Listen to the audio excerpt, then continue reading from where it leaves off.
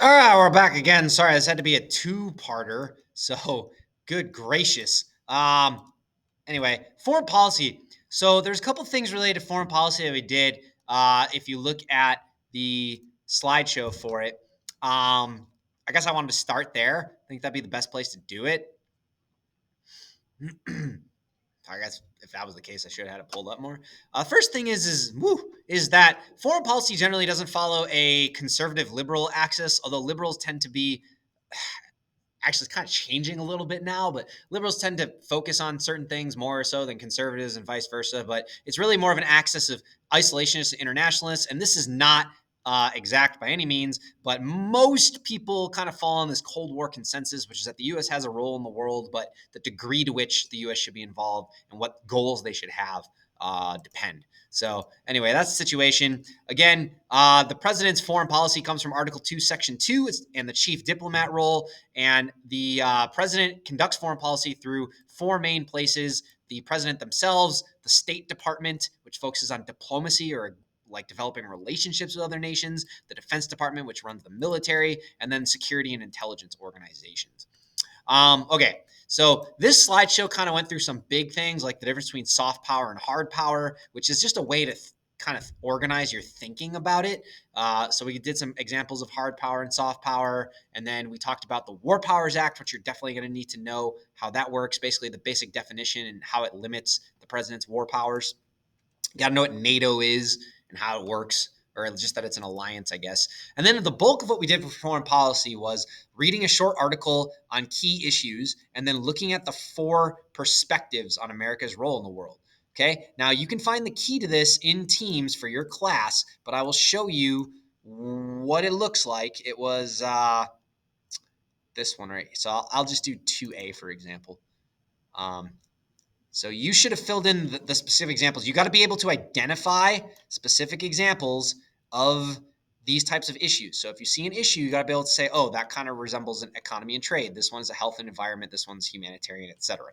And then we have the four futures of the four roles. So the first one is kind of the most internationalist, but not really the most cooperative, which is leading the world to democracy, which is kind of promoting U.S. values and being as involved as possible. Excuse me. And then you had protect U.S. global interests, which is more of that transactional approach, being involved in the world, but making sure it also benefits the United States, building a more cooperative world or promoting a more cooperative world, which is where the U.S.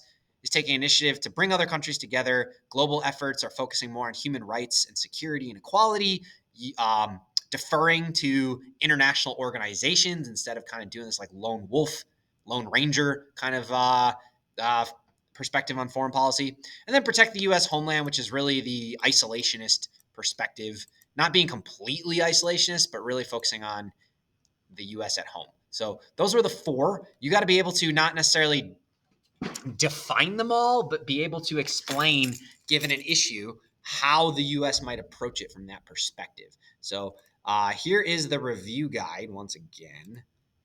Pull her back up here, maybe. All right. So again, define, provide an example. Like this is right on the chart. I'm not going to spend a ton of time copying and pasting things on the chart. You just got to know what an international relations security example looks like. Again, go over here. You've got different. You should have different types of examples of what that looks like. Okay. Compare and contrast. So treaties versus executive agreements. We talked about this on the first slideshow. Treaties are legally binding and are enforced via international and national law. They are ratified by the Senate. Okay, so the president usually negotiates it. They might also, like in the case of World War I, you bring other people along, negotiate too, and then you don't ratify it in the end. But that's neither here nor there. That's in Versailles. Okay, anyway, executive agreements are a little bit different. These are a little more informal. They're still legally binding, though not through international law typically, usually through national law. Legally binding may easily be rescinded by president or another president. They are more informal and do not need to be ratified by the Senate. Okay. And honestly, I don't know, unless you're ending a war, there's not really a huge reason I feel like incentive for presidents to really do treaties anymore. Seems like executive agreements are kind of what you get. You get a lot. There's a lot of executive agreements that you just never heard of. If you were to look at executive agreements online, you'd find a ton of them that you just never even knew were a thing. Compare. This isn't really a compare and contrast. NATO. NATO is an international alliance. Okay, it's a key part of U.S. engagement with the world, and it also kind of relates to the ideas of leading the world to democracy and international cooperation, and also to an extent, protecting U.S. interests. I guess you could make an argument that it protects the homeland too, because you're trying to stop international warfare from occurring, which could impact the United States. The thing about the United States is that it has two oceans that you need to cross in order to invade, unless you're coming from Canada or Mexico. Anyhow, that's NATO. It's a security alliance. It's been around since the Cold War, or since the end of World War II, I guess. Foreign policy analysis. Choose one current international crisis and explain. One example of soft power the president could use, one example of hard power, and at least two of the four perspectives discussed in class. Well, if I really want to find a crisis, what I would do is go to the Council on Foreign Relations Global Conflict Tracker. Let's find one. There she is.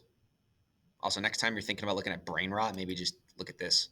An easy one would be the war in Ukraine, to be honest. You could do civil conflict in Libya. So impact on the U.S. is limited. So that might be an issue. What's the impact on the U.S. here? Critical. All right, well, let's do one that's critical. So we have the war in Ukraine. If you didn't know, Russia and Ukraine have been fighting a war. They just passed their 3-year anniversary of fighting. And get out of there. Here's what we want to do. First, you got to make sure you understand the issue. But I'm sorry. Trinity. This is making this longer than it needs to be. Okay, here we go. Soft power. We could do soft power would be something like engaging in diplomatic negotiations with, it could be Ukraine and Russia together, trying to get them together. It could be with the United Nations. It could be with the European Union. It could involve, some might argue this is hard power, but admitting Ukraine to NATO could be an example of soft power. So anything related to diplomatic negotiations, okay? You could do something about, economic treaties between nations to try to solve the conflict. Now, that's not going to work, I don't think, in this situation, but that's something that would be soft power. Hard power, lots of things. And a lot of these have happened, okay? Sending weapons to one of the nations. In this case, America has helped supply Ukraine with a lot of weapons. You could do military strikes or deployment. You could do this has happened as well. Economic sanctions on one of the nations. In this case, Russia. It's had a lot of economic sanctions, freezing of assets, freezing of trade, things like that. Foreign policy perspectives discussed in class. So, one thing, let's start with protect U.S. global interests. So this would be like the U.S. would need to consider the importance of Ukraine's strategic location, bordering Russia, and the potential for access to resources that the conflict